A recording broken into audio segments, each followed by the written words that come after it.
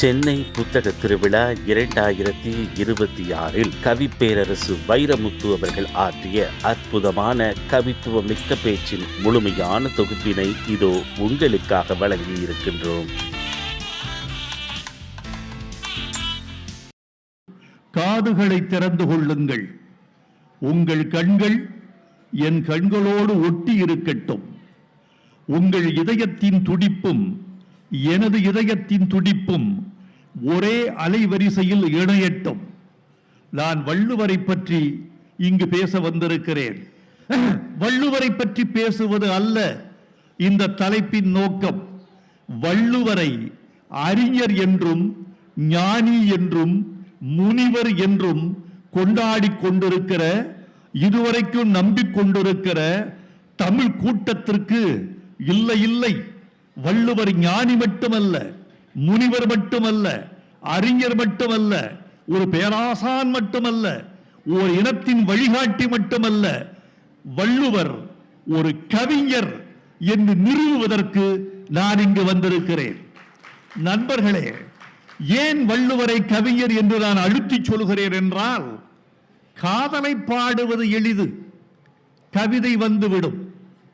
களத்தை பாடுவது எளிது, கவிதை வந்துவிடும். அழகை பாடுவது எளிது, கவிதை வந்துவிடும்.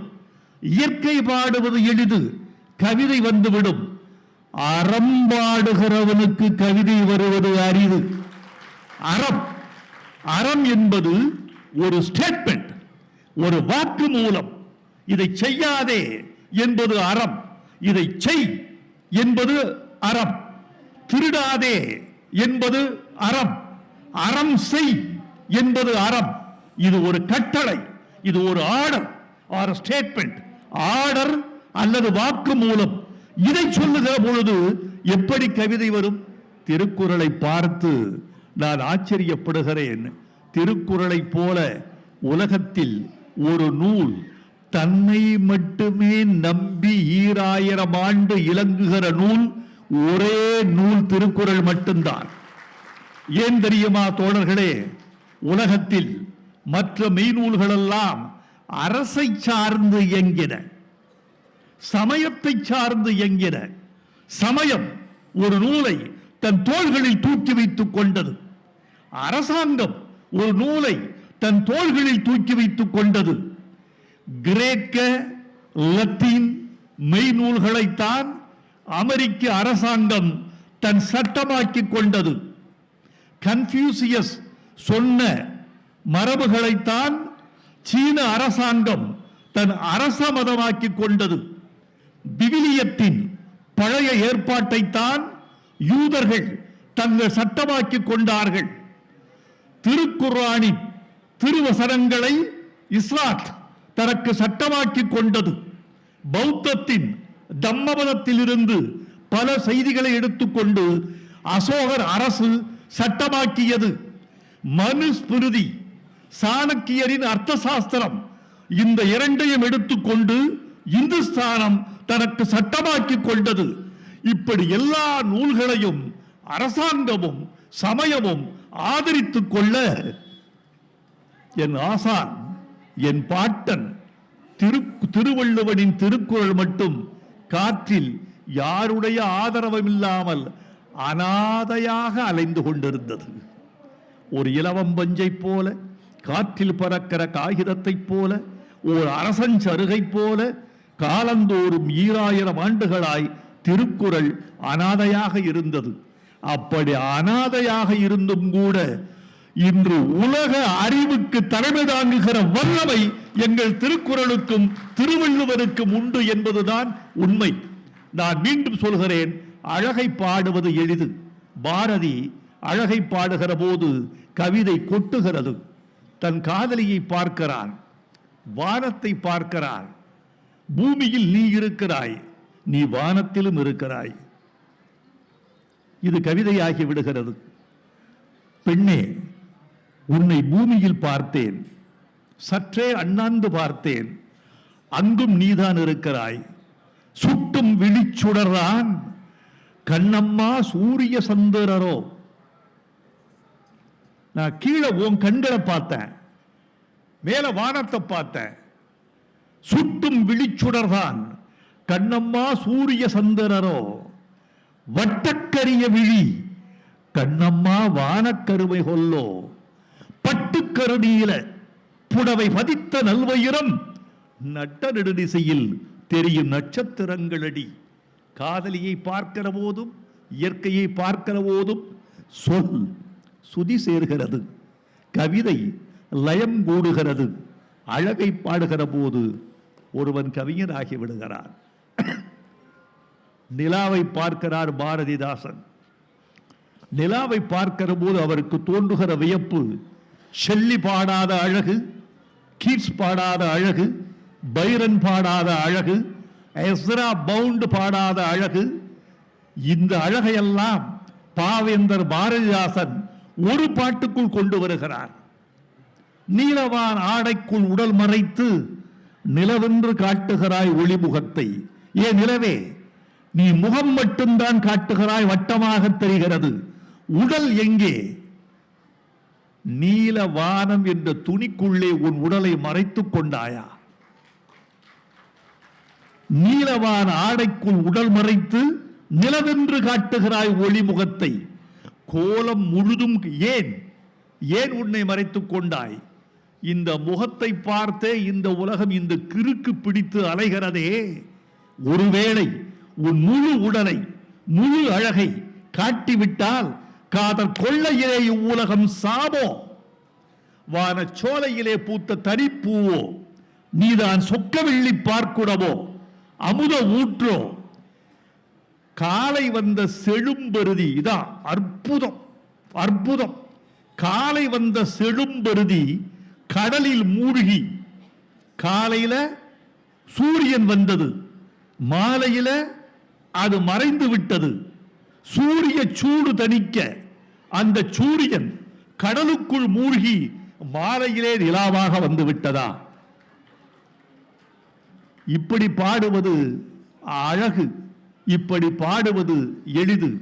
என்னை இந்த மேடையில் நட்சத்திரத்தை பற்றி எழுது என்றால் நான் சொல்லிக்கொண்டே இருப்பேன், உங்களால் தட்டச்சு செய்ய முடியாது.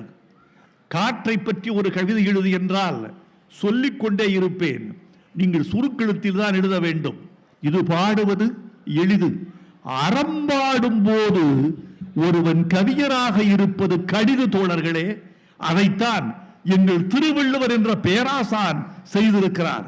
இதை நினைத்து நினைத்து கவிதை எழுத தெரிந்தவர் என்கிற முறையில் நான் வியந்திருக்கிறேன், வியந்து வியந்து மயங்கி இருக்கிறேன். பீலிபை சாகாடும் அச்சு இரும் அப்பண்டம் சால மிகுத்து பெயின் வலியறிதல் என்கிற ஒரு அதிகாரத்தில் சொல்றாரு, ஒரு மனிதன் எவ்வளவு வலிமை உள்ளவன் என்பதை ஒரு அடையாளப்படுத்திக் கொள். உனக்கு எவ்வளவு வலிமை இருக்கிறது, எல்லை மீறி போனால் உன் வலிமை அழிந்து விடும்.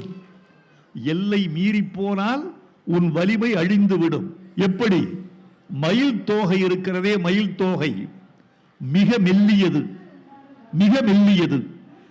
இந்தியாவின் மயில் தோகையை சாலமன் ஏற்றுமதி கொண்டு போனான் என்று பழைய கதை இருக்கிறது. அந்த மயில் தோகை மெல்லிய தோகை, அதை வண்டியில் ஏற்றுகிறார்கள். மயில் தோகை எவ்வளவு மெல்லியது, அந்த மயில் தோகையை கூட வண்டியின் பாரத்திற்கு அதிகமாக ஏற்றினால் அச்சு முறிந்து விடும். பீலிவை சாகாடும் அச்சு இரும் அப்பண்டம் சாலமிகுத்து பெயின். இது யார் சொன்னது? வள்ளுவர் சொன்னது.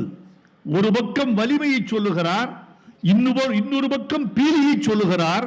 பீலி என்ற அனுபவத்தை வலிமை என்ற தத்துவத்தோடு, அனுபவத்தை தத்துவத்தோடு சேர்ப்பது என்பது எல்லா கவிஞருக்கும் வந்துவிடாத தோழர்களே. சூதாட்டத்தை பற்றி எவ்வளவு படித்திருக்கிறோம். ஒரு இதிகாசமே சூதாட்டத்தால் எழுந்தது.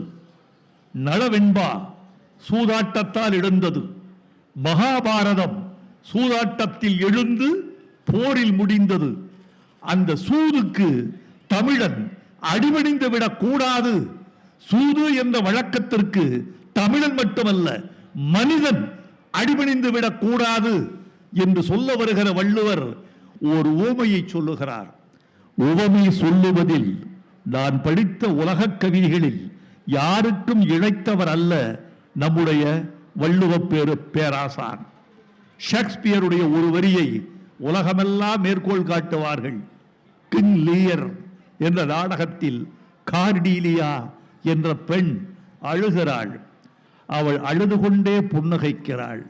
இதை சொல்ல வருகிற ஷேக்ஸ்பியர் சொல்லுகிறான், எல்லா விமர்சகர்களும் உலகத்தினுடைய கவிஞர்களும் எல்லா பத்திரிகையாளர்களும் மீண்டும் மீண்டும் மேற்கோள் காட்டுகிற வரி இந்த வரி.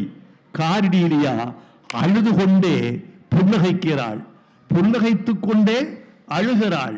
இதை சொல்ல வருகிற ஷேக்ஸ்பியர், ஆஹா, அவள் புன்னகைத்துக் கொண்டே அழுகிறாள், வானம் வெயிலடித்துக் கொண்டே மழை பெய்கிறது.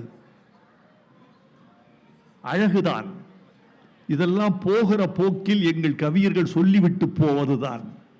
ஆனால் வள்ளுவர் சூதாடுகிறவனை பார்த்து சொல்லுகிறார், நீ சூதை விரும்பாதே.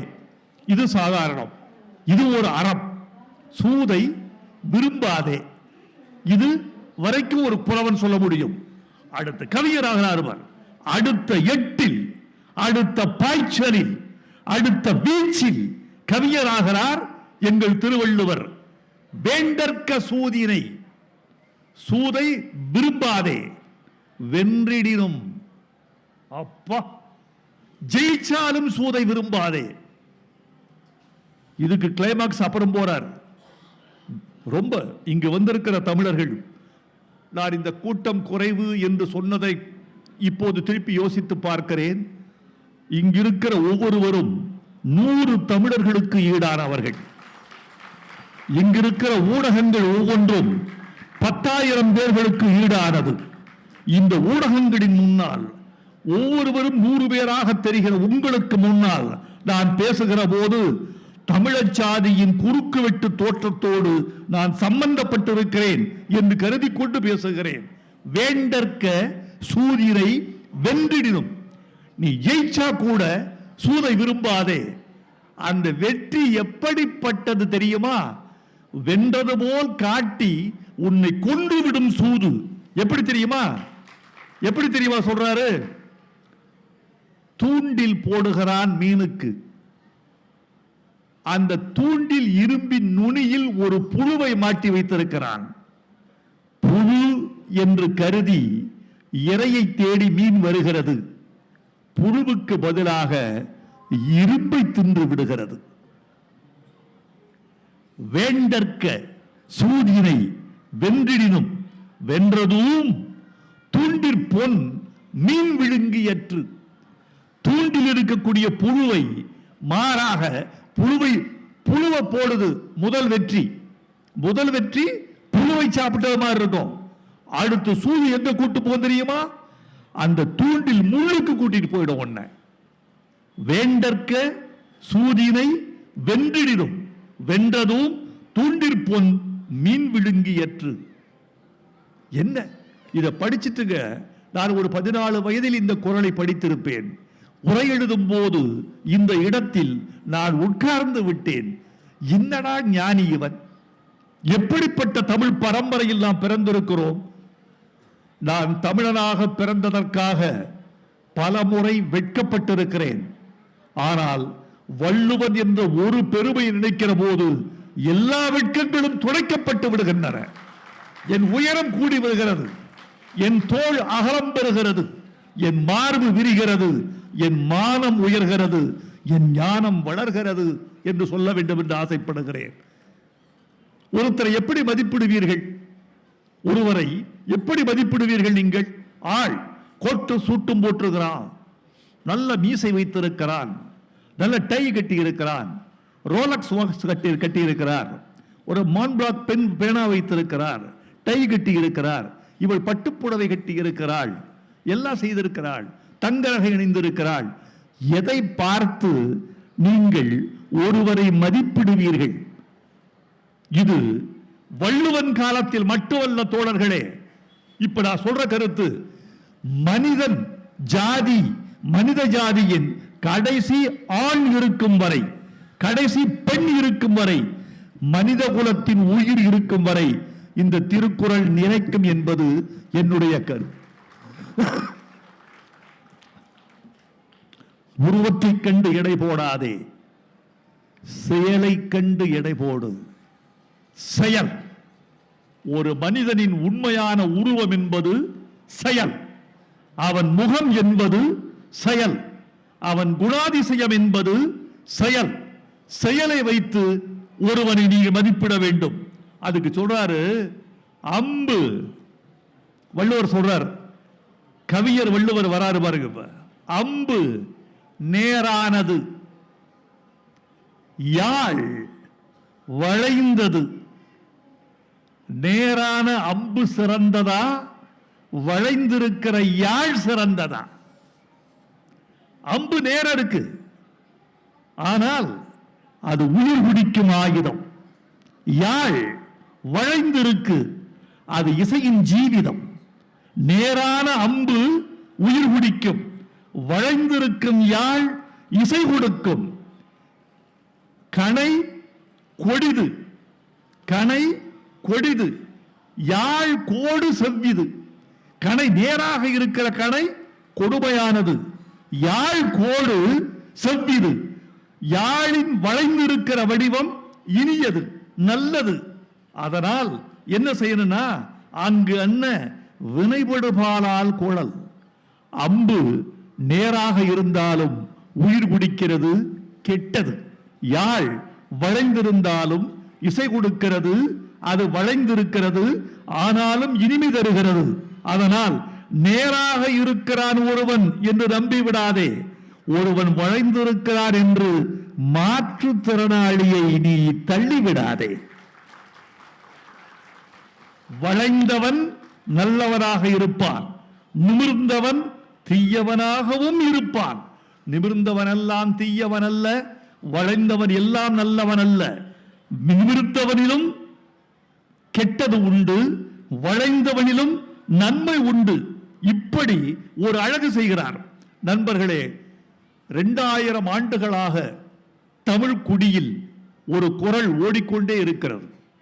2000 ஆண்டுகளாக தமிழ்நாட்டில் ஒரு குரல், தமிழ்நாட்டின் முதல் குரல், புரட்சி குரல், வள்ளுவர் குரல். வள்ளுவர் குரலும் வள்ளுவர் குரலும் தமிழ்நாட்டின் முதல் குரல், குடிக்கு எதிரான குரல். ஔவை கள்ளருந்து இருக்கிறாள், அதியமான் கள்ளருந்து இருக்கிறான். இது உண்டு. கள் என்பது நம் தமிழர்களின் ஒரு பானமாகவே இருந்திருக்கிறது. கள் உண்ணல் என்பது தமிழர்களின் கலாச்சாரத்தில் ஊறி இருக்கிறது. அது அளவாக இருந்த வரைக்கும் சமூக கேடு இல்லை. அளவுக்கு அதிகமாக போகிற போது அது நம்முடைய வசத்தில் இல்லை. வந்திருக்கிற புள்ளி விவரத்தை சொன்னால் நீங்கள் ஆடி போவீர்கள். ஐநா சபை ஒரு அறிக்கை கொடுத்திருக்கிறது. 15 வயதிலிருந்து 64 வயதுக்கு உட்பட்ட மனித குலத்தில் மொத்தம் 30 கோடி பேர் போதைக்கு அடிமையாகி இருக்கிறார்கள் உலகத்தில். 30 கோடி. 2021 21 கோடியாக இருந்த இந்த போதை பழக்கத்தின் எண்ணிக்கை 2025 30 கோடியாக வளர்ந்திருக்கிறது. 3 கோடியே 1 லட்சம் பேர் கஞ்சாவுக்கு அடிமையாக இருக்கிறார்கள். 2.7 லட்சம் பேர் ஓப்பியம் அடிமையாக இருக்கிறார்கள். மது ஒரு பக்கம், போதை ஒரு பக்கம். இந்த மதுவும் போதையும் இந்த மனித குலத்தினுடைய ஒட்டுமொத்த மனித வளத்தை உறிஞ்சி எடுக்கிறது. இதை சொல்வதற்கு எனக்கு உரிமை இருக்கிறது, இதை சொல்வதற்கு எனக்கு தகுதி இருக்கிறது. மனிதா, போதையை விட்டு வெளியே வா. மனிதா, கள்ளுண்ணாதே. 2000 ஆண்டுகளுக்கு முன் வள்ளுவர் சொன்ன சொல்லை மீண்டும் சொல்ல வேண்டிய இடத்தில் இருக்கிறோம். ஒட்டுமொத்த மனித குலம் தடுமாறுகிறது. நண்பர்களே, எனக்கு ஒரு தோட்டம் இருக்கிறது ஊரில். அந்த தோட்டத்தின் காவலாளி ஒருத்தரை தேடிக்கொண்டிருந்தேன். ஒரு காவலாளிக்கு வயதாகிவிட்டது, ஓய்வு பெற்று விட்டார். இன்னொரு காவலாளி வேண்டும் என்றேன். இதுவரைக்கும் காவலாளி கிடைக்கவில்லை. நம்ப மாட்டீர்கள், என்னுடைய மூன்றாம் நிபந்தனை அவர் 12 மணி நேரம் பணியாற்ற வேண்டும் என்பது. என்னுடைய இரண்டாம் நிபந்தனை அவர் பணியில் தூங்கக்கூடாது என்பது. என்னுடைய இந்த 2 நிபந்தனைக்கு ஓகே. இந்த 2 நிபந்தனைக்கு ரொம்ப பேர் வந்துட்டாங்க. முதல் நிபந்தனை அவர் குடி அற்றவராக இருக்க வேண்டும் என்பது. ஆச்சரியமா இல்ல? வைரமுத்துவுக்கு பல பேரை தெரியும், எல்லா சமூகத்திலும் ஆள் இருக்கிறார்கள். எல்லாருக்கும் சொல்லி வைக்கிறேன், குடி இல்லாத ஒரு மனிதனை எனக்கு காவலாளியாக கொண்டு வர முடியுமா என்றால் சமூகத்தில் தயக்கம் இருக்கிறது. ஒரு காலத்தில் மாரிச்சாமி வீடு எங்க இருக்கு? அதோ அங்க ஒரு குடிகாரன் வீடு இருக்கும், அதுக்கு பக்கத்து வீடு. ஒரே ஒரு குடிகாரன் வீடு இருந்தது. இன்னைக்கு போய் முத்துச்சாமி வீடு எங்க இருக்கு என்று கேட்டால் ஒரே பொட்டிக்கடை பக்கத்துல குடிக்காத ஒரே ஒரு வீடு இருக்கு, அதுதான் மாரிசாமி வீடு. நண்பர்களே, இது எங்கு போய் முடிகிறது? நம்முடைய இளம் தலைமுறையினுடைய சத்துக்கள், அவன் தத்துவங்கள், அவன் வேர்வை, அவன் உழைப்பு, அவன் மூளை எல்லாமே தேய்மானமாகிறது இந்த போதையில். இந்த போதையில வள்ளுவர் சொல்றாரு, ஒருத்தர் சொல்றார், வள்ளுவர்கிட்ட வந்து சொல்றார், ஐயா குடிகாரனை திருத்த பார்க்கிறீர்கள், ஏன் சிரமப்படுறீங்க? நீங்க ஒண்ணு செய்யுங்க, இதோ குடிச்சிட்டு ஒருவன் கீழே கிடக்கிறான் பாருங்க, இவனை காட்டுங்கள். குடிக்கிறவனை கூப்பிட்டு, இதோ மானம் அழிந்து, உடை இழந்து, தலை இழிந்து தரையில் கிடக்கிறானே, இவனை பார்த்து திருந்தக்கூடாதா என்று இன்னொரு குடிகாரனை அழைத்து இவனை காட்டுங்கள். அதுக்கு வள்ளுவர் சொல்றாரு, நானும் காட்டி பார்த்தேன்பா, ஒரு பய திருந்துற மாதிரி இல்ல. அதுக்கு வள்ளுவர் சொல்றாரு, கவிஞர் ஆகிறாரு, கழித்தானை, இந்த குடித்து கிடப்பவனை காட்டி குடிக்காதே என்று ஒருவனை சொல்லுவது என்பது தண்ணீருக்குள் மூழ்கி ஒளிந்து கொண்ட ஒருவனை தீப்பந்தம் கொண்டு தேடுவது போன்றது. அப்பா, தேவேந்திர பூதி, நீங்களும் கவிதை எழுதுறீங்க, நான் எழுதுறேன். இப்படி ஒரு கவிதையை 2000 ஆண்டில் நாம் எழுதியது உண்டா? கழித்தானை காரணம் காட்டுதல், கீழ்நீர் குளித்தானை தீத்துரியற்று. விளக்கு கொண்டு தேடுவது சொல்ல, தீப்பந்தம், தீப்பந்தத்துக்கு மூடி கிடையாது, தீபத்துக்கு கூட மூடி உண்டு, லாந்தருக்கு. ஆனால் தீப்பந்தத்துக்கு மூடி கிடையாது.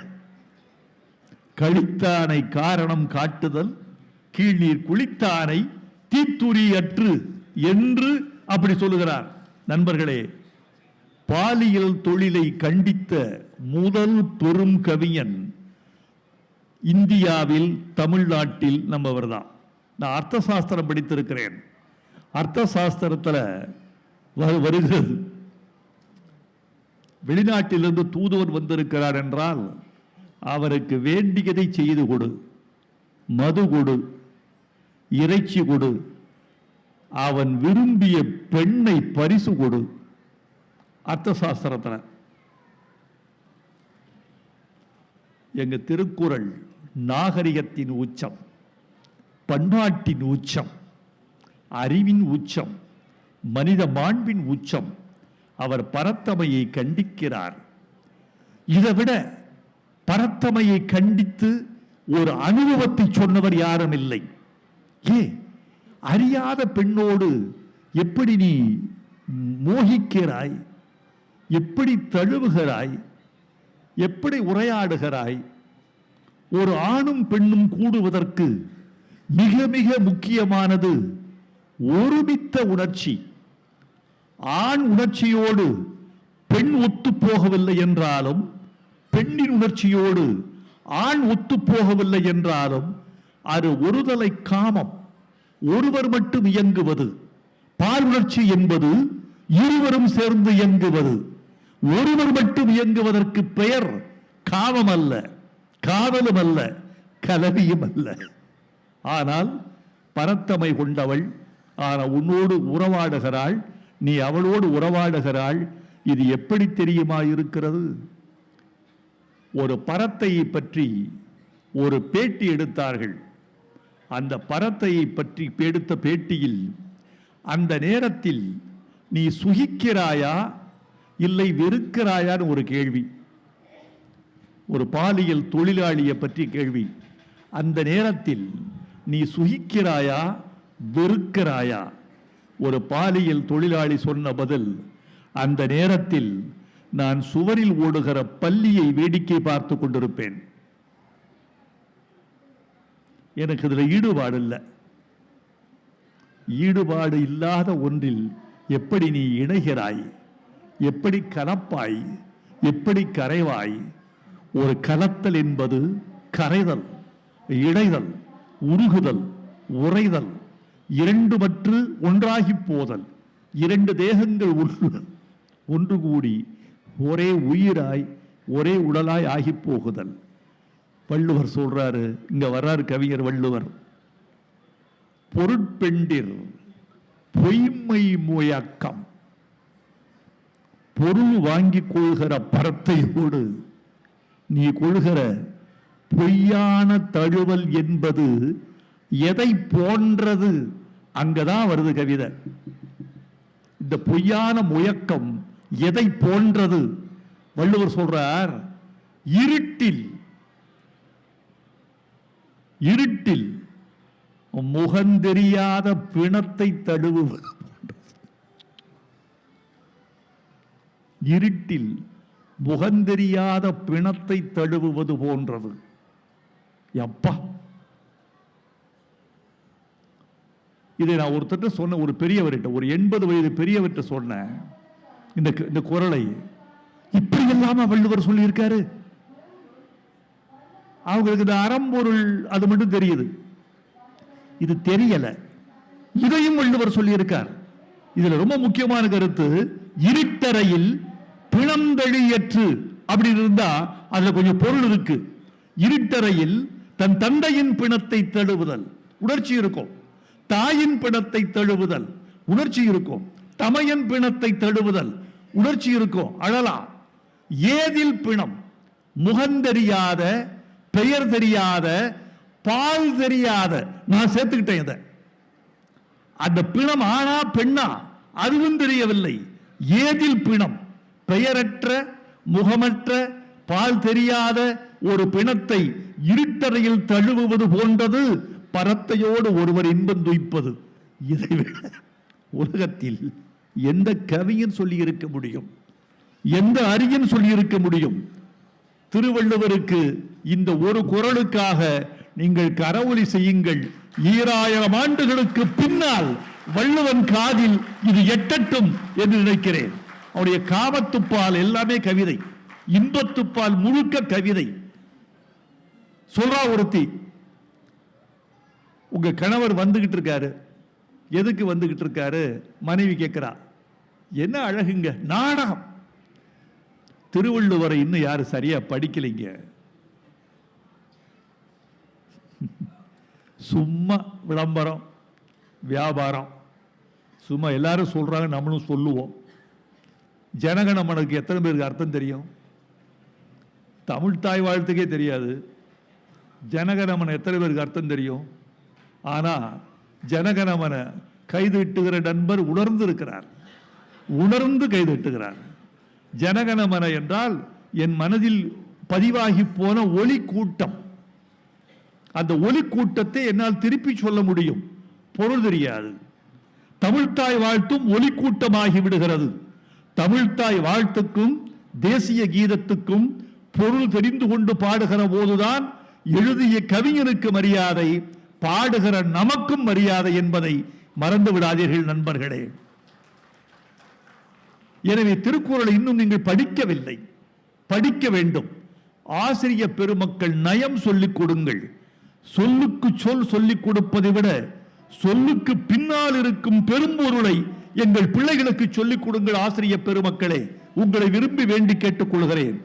இதுவரைக்கும் சொல்லிக் கொடுத்த திருக்குறள் கற்பித்தல் முறையை சற்றே மாற்றி திருக்குறளை பொருளோடும் அறிவோடும் கவிதையோடும் நயத்தோடும் நியாயத்தோடும் சொல்லிக் கொடுக்க வேண்டும் என்று தமிழாசிரிய பெருமக்களை நான் வணங்கி கேட்டுக் கொள்கிறேன். இது நடக்க வேண்டும் என்று விரும்புகிறேன். உன் கணவர் வர்றாரு, எதுக்கு வர்றாரு? மனைவி கேட்கிற, எதுக்கு வர்றாரு? ஊருக்கு பிரிந்து போறாரு, பொருள் தேடி. உன்கிட்ட சொல்லிட்டு போக போறேன் அப்படின்னு சொல்லிட்டு போக வர்றாரு. இது வரைக்கும் நாடகம். இப்ப அடிக்கிறா பாருங்க, மனைவி சொல்றா, போக மாட்டேன், உன்கூடைய இருப்பேன், பிரிய மாட்டேன் என்று சொல்வதாக இருந்தால் எனக்கு வந்து சொல்ல சொல். நுட்பமா பாருங்க.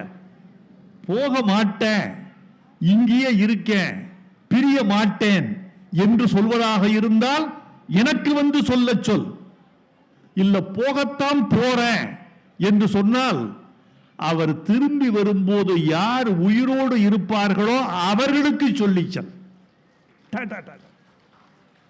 செல்லாமை உண்டேல் எனக்குறை, மற்றும் வல்வரவு வாழ்வார்க்குறை.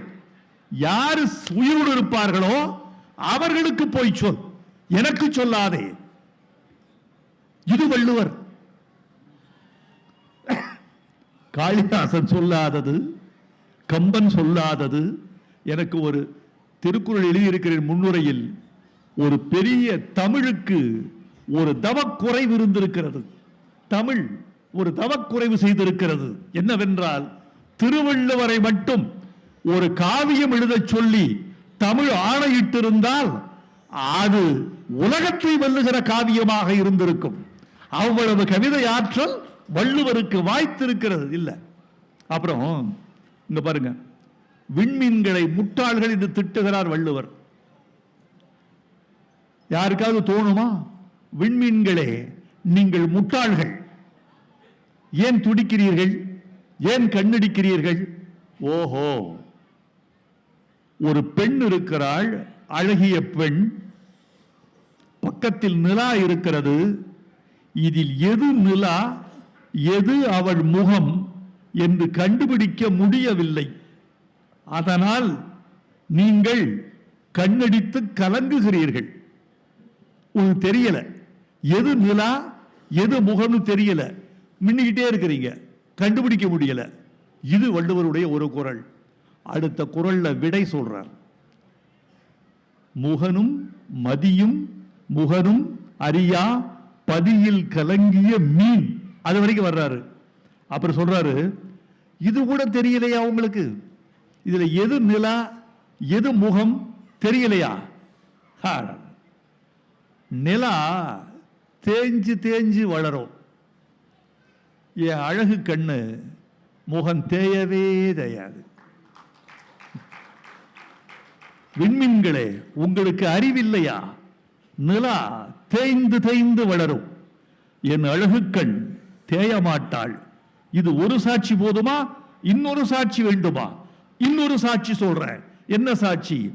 வளர்ந்த பிறகு, நிலா வளர்ந்த பிறகு நிலவின் முகத்தில் ஒரு கரை உண்டு. என் அழகு கண்ணின் முகத்தில் கரை இல்லை. கரையும் கிடையாது, தேய்தல் என்ற குறையும் கிடையாது. விண்மீன்களே, அறிவிருக்கிறதா? இதை வைத்து கண்டுபிடிக்க முடியாதா எது நிலா எது அவள் முகம் என்று? அப்பா நண்பர்களே, ஒரு அழகான விஷயத்தை சொல்லி நிறைவு செய்ய வேண்டும் என்று ஆசைப்படுகிறேன். அழகை பாடுவதில் தமிழனுக்கு இணையான மொழி எதுவும் இல்லை. அழகை ஆராதித்தவன், அழகையே கடவுளாக தொழுதவன். முருகன் என்ற சொல்லுக்கே அழகன் என்று பெயர், முருகு என்ற சொல்லுக்கே அழகு என்று பெயர். ஏனென்றால் அழகே கடவுள், கடவுளே அழகு என்று கண்டவன் தமிழன். எது எது அழகோ அதெல்லாம் கடவுள், எது எது கடவுளோ அதெல்லாம் அழகு. இப்படிப்பட்டவன் தமிழன். இப்படி இயற்கையை துய்த்தவன், குறிஞ்சியிலும் முல்லையிலும் மருதத்திலும் நெய்தலிலும் பாலையிலும் அழகை ஆராதித்து ஆராதித்து வாழத் தலைப்பட்டவன் தமிழன். அப்படிப்பட்ட தமிழன் எப்படியெல்லாம் அழகை தூய்த்திருப்பான், நினைத்திருப்பான் என்று பாருங்கள். அதில் உச்சம் வள்ளுவர் என்று கருதுகிறேன். சங்க இலக்கியத்தில் ஒரு பாட்டு இருக்கு, ஒரு பெண் அழகி, மிக முக்கியமான பாட்டு. தமிழில் யாரும் மறுக்க கூடாத, மறுதலிக்க முடியாத, மேற்கோள் காட்டத்தக்க, தெரியாதிருந்தால் தெரிந்து கொள்ள, எழுதாதிருந்தால் எழுதிக் கொள்ள நான் சொல்லுகிற இந்த பாட்டு பயன்படும்.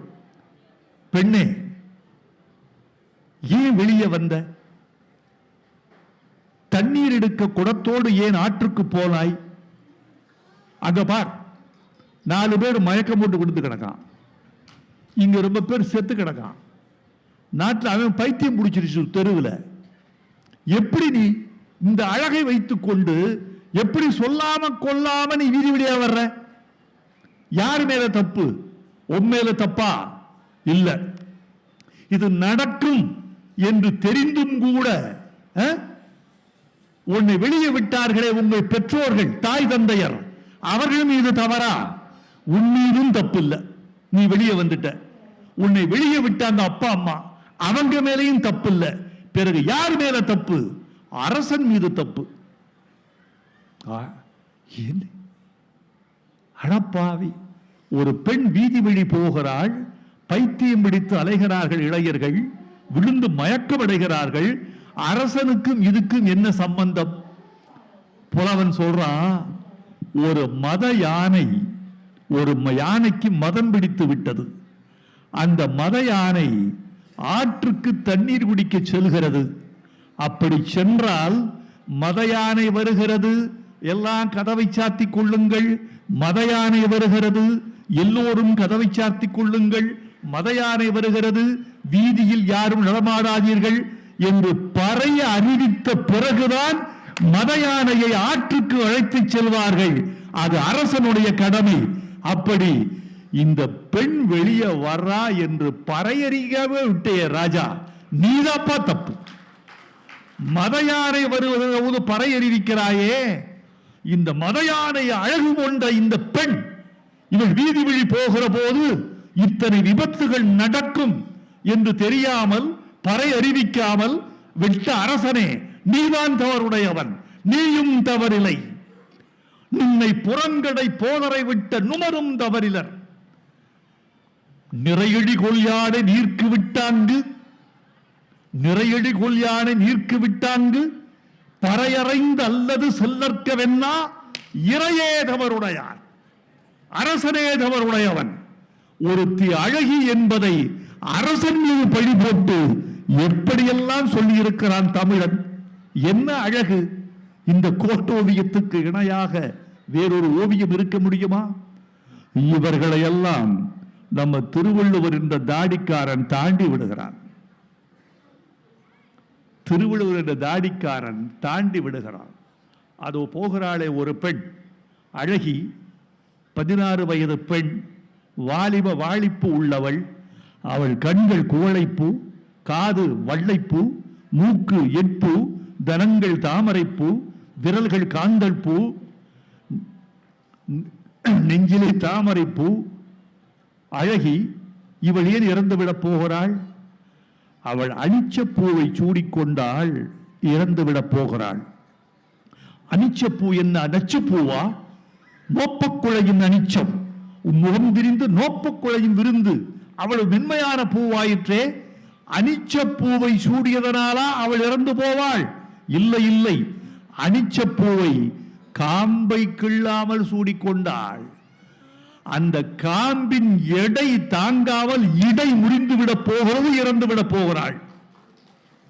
அனிச்சப்பூ கால் களையால் பெய்தாள், முசுப்பிற்கு நல்ல படாபறை. வள்ளுவன் 2000 ஆண்டுகளுக்கு முன்பு இந்த தாடிக்குள் ஒளிந்திருந்த குசும்பை பார்த்தீர்களா? 2000 ஆண்டுகளுக்கு முன்பு என் பாட்டன் எவ்வளவு காதலனாக இருந்திருக்கிறான், கலைஞனாக இருந்திருக்கிறான், ரசிகனாக இருந்திருக்கிறான், வாழ்க்கையை எப்படி தூய்த்திருக்கிறான். அந்த மகாகவிக்கு வணக்கம். நண்பர்களே, திருவள்ளுவரை உள்ளத்துக்குள்ளும் இல்லத்துக்குள்ளும் ஏற்றுங்கள். தேவேந்திர பூபதி இங்கே பேசுகிற போது கடைசியாக ஒரு வார்த்தை சொல்லிவிட்டு போனார். தமிழை நீங்கள் பாதுகாக்க வேண்டும், தமிழாக பேச வேண்டும் என்று சொல்லிவிட்டு போனார். நண்பர்களே, தமிழ் புனல் கொண்டது கொஞ்சம், அனல் கொண்டது கொஞ்சம், மணல் கொண்டது கொஞ்சம். அனலும் புனலும் மணலும் கொண்டது போக, திண்டது போக, புதைத்தது போக மிச்சம் உள்ளதுதான் தமிழ். இந்த தமிழை ஒவ்வொரு தமிழனும் தன் வீட்டு சொத்தாக, நாட்டு சொத்தாக கொள்ள வேண்டும். வாழ்க திருவள்ளுவர், வெல்க திருக்குறள், வளர்க எங்கள் தமிழர்கள் என்று வாழ்த்தி விடைபெறுகிறேன். நன்றி, வணக்கம். இந்த பதிவை குறித்து உங்களுடைய கருத்துக்கள் வரவேற்கப்படுகின்றன. மறவாது ஐதருமபுரி சேனலை சப்ஸ்கிரைப் செய்து பாருங்கள். இந்த நாள் இனிய நாளாக அமைய வாழ்த்துகின்றோம்.